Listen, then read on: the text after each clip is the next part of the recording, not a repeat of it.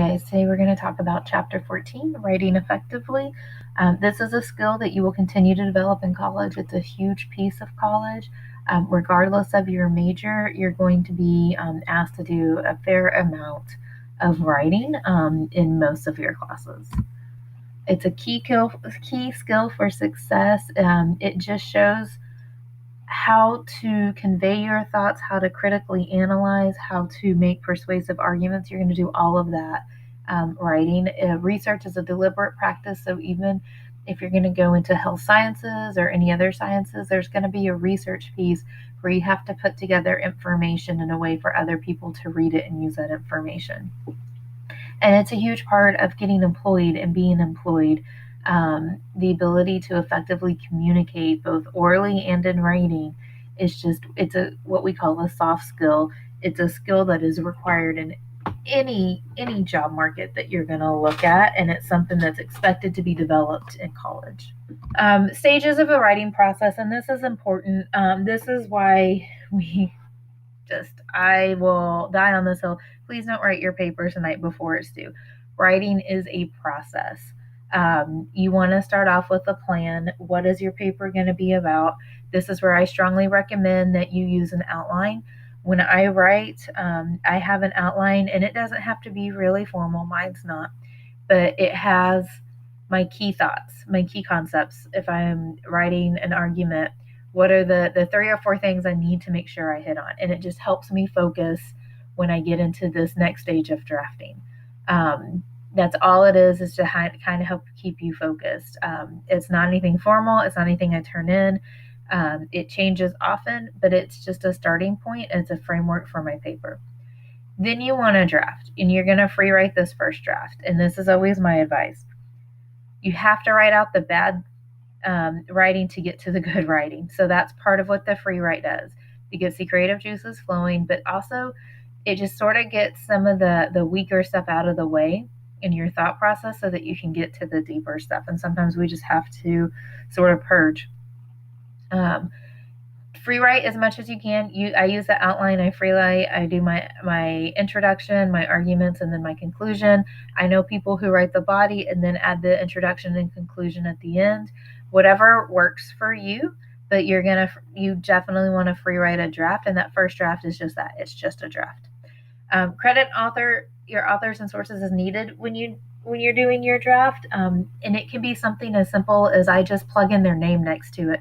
I can go back and formally cite it in my revision and my editing process, but make sure I put something there because you don't want to forget. We don't want to accidentally plagiarize because that is still plagiarizing. And then I usually say, oh yeah, there it is. Set it aside for at least 24 hours.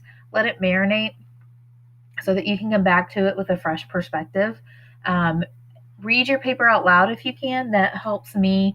I've turned in papers that are missing like a V or an A or, these small letters because my brain knows what I'm trying to say. So that's what it's actually reading to me. So when we read it out loud, we have to do that a little bit more concentrated effort. You can also, I've installed Grammarly as an extension to help me with some of those just little pieces of editing. There's nothing wrong with that. For your revision, you're doing the big picture. So you're looking at the structure of your argument. Is that the way you want to outline your argument, or do you want to rearrange some of your thoughts? You're looking for that clarity, and again, in your argument or your thesis or whatever your paper is trying to say, does it make sense? Is it organized how it should be? And then you want to refine that introduction and conclusion and kind of clean it up. So revision is looking at the overall paper and what your paper is trying to say. Your editing is going to be exactly that. That's the proofreading. That's the correcting the grammar, whether you use an extension, whether you use somebody to help you. Reading it out loud can help with that as well. Get a cover sheet if you're being asked for it. And then, of course, save it. I write all my papers in Google Docs because then I don't have to worry about it being saved. And if for some reason I'm away from my laptop, then I can work on it from wherever I'm at, right? My laptop dies and I can go to the library and log into my Google and pull up my paper right there. And then I download it at the very end at the editing stage into the Word doc if I need that, because I have to turn mine in through Word doc. So if you need to do that, but I always start with Google Drive because then I don't have to worry about losing my hard drive and losing my work. And then of course turn it in on time. Try to get those maximum amount of points, right? Once you're ready. So the big piece of that, when you're looking at your time management and you see that you have a paper due, you should have this process built out on your calendar. When are you going to write that draft and just get that process done so you can go back and clean it up? How much time do you need?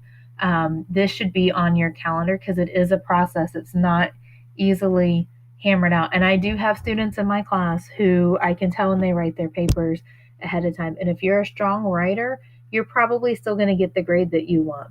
However, writing will get more and more complicated as you get higher level courses, and it won't be so easy to write it the night before. The learning process it builds on top of it. So your writing is going to papers are going to be bigger. They're going to have more requirements, more citation requirements. They're going to ask more than you. My paper, the one we just turned in, the learning profile paper, I was asking you to reflect, right? So that's still a time involvement, but it's not the same as a research paper that needs 10 scholarly sources and it's 15 pages. So key difference in that. Writing is a process. So if you're writing your papers the night before, that's not always going to be a sustainable method for you. Eventually that's going to catch up with you. Revising versus editing. Again, revising is that big picture. You're looking at your argument or your structure. You're usually, this is where you make significant changes, where it's going back and adding in more research. Maybe you needed more proof, or it's rearranging your arguments. Maybe this makes more sense at the beginning of my paper than the end. Cutting out unnecessary or material that's irrelevant. Sometimes in that draft, we kind of get off on a tangent about one thing, or we go a different direction, which is why an outline kind of helps us to go back when we're revising. Maybe adding new points. Maybe one feels weak and you need to develop it a little bit more. And then, of course, editing and proofreading. This is all, like I said, rereading those sentences, making sure all the words are there that are supposed to be, making sure we're looking for online or run-on sentences, spelling, grammar. Like I said, you can find extensions that can help you with this, finding somebody that can help you edit. And then the last key thing is you always have the Learning Lab. Learning Lab, every campus has a Learning Lab with writing tutors. They can help you with any part of this process. They can help you with the brainstorming piece. You just don't know what to write. They can help you with the revising. How do I structure this?